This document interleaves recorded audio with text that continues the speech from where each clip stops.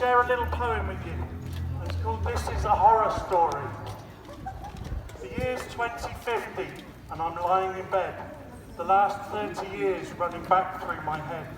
The rights we once had back in the day before they stripped them clean away. It's so long ago, seems like an age since they did away with the minimum wage. We had weekends too and holiday pay, but it was all too easy to take them away. We marched for justice and we marched against hate. Now justice is what you're brought to if you speak against the state. We wanted equality, but now it couldn't be clearer. That word belongs to a bygone era.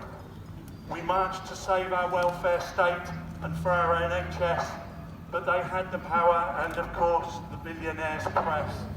We marched for the vulnerable, the elderly and the poor, but they threw us all in prison and simply locked the door. We marched against their wars and the refugees that they create, but we ended up the losers because the winners love to hate. We marched against racism, we marched for gay rights, but with their fascist laws, they had us in their sights. We even walk up our fair hills and down our distant dales, their trespass laws to protect the rich saw me in many jails. And now the world is ending, destroyed by people's greed. If the billionaires had only realised that's more money than they need.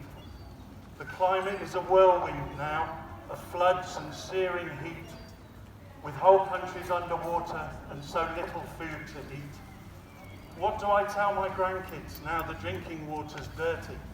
Oh God, how do I tell them their life expectancy is 30? If only we'd known at that time that fascism had risen and did something before they threw us all in prison. I'll end where this story once begun, the Police and Crime Bill 2021.